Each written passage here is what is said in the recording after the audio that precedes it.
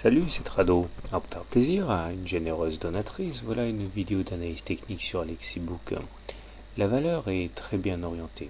Comme nous pouvons le voir sur le graphe, les cours sont actuellement au-dessus d'une moyenne mobile à 20 séances qui est haussière, autrement dit nous sommes en tendance haussière. En plus, la moyenne mobile à 7 séances est également haussière, ce qui signifie qu'elle offre un support intéressant en cas d'attaque baissière. À cela s'ajoute le fait que le MACD soit au-dessus de son signal, ce qui est bien, et que le momentum soit positif. Les cours sont toujours à l'intérieur d'une espèce de canal noir, ici, haussier, dont on a visité la partie haute à 2 reprises sans parvenir à clôturer au-dessus. Même si en séance on est venu travailler le support, l'oblique noir du haut du canal noir. La règle du balancier indique pour objectif les 6,66 qui correspondent, voilà la résistance devenue support à 4,6. Si on applique donc la règle du balancier et qu'on reporte l'amplitude en dessous de la ligne ocre et qu'on la reporte au-dessus, donc on a effectivement les 6,66 pour objectif valable tant qu'on ne réintègre pas la zone en dessous de la ligne ici ocre, c'est-à-dire tant qu'on ne réintègre pas les 4,50.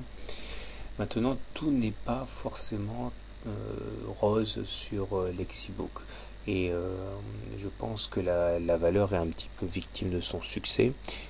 C'est-à-dire que la hausse a été un peu trop rapide, trop violente. Alors, première chose, comme on peut le voir, nous avons une divergence baissière sur le momentum.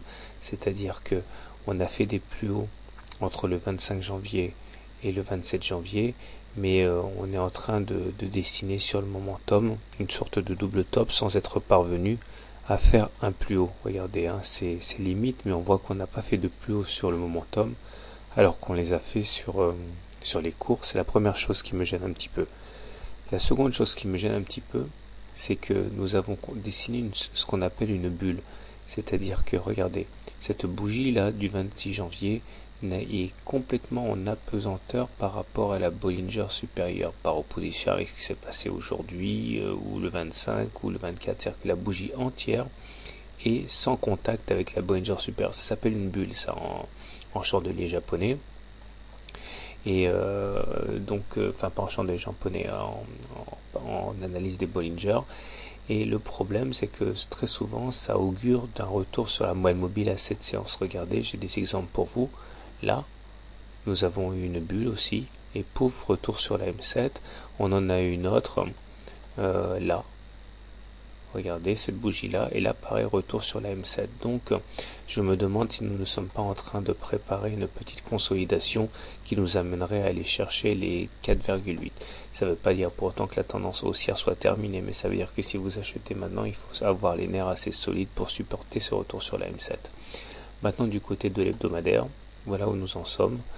On retrouve cette espèce de grand canal noir ici dans lequel si tout se passe bien, on irait chercher les 7 correspondant au haut du canal noir, la résistance horizontale de référence correspondant au 29 novembre, les 7,5. Quant au support, eh bien c'est le bas du canal noir, mais également la moyenne mobile à 7 semaines. La dernière chose positive à ce niveau, ce sont les indicateurs techniques avec un MACD supérieur à son signal et positif, un stochastique au-dessus de 80, donc dans sa zone de surachat, et le momentum qui est positif. On est également au-dessus de la moyenne mobile à 20 semaines, donc on est en tendance très favorable. Et là, une fois de plus, on clôture au-dessus de la Bollinger supérieure, un petit peu comme ce qui s'est passé le 12 septembre. Et lorsque l'on clôture au-dessus de la Bollinger supérieure, les espoirs les plus fous sont permis à court terme. Voilà.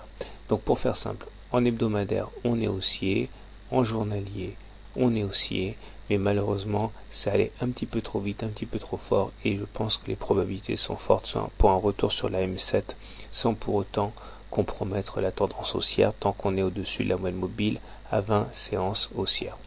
Bonne soirée, mon trade.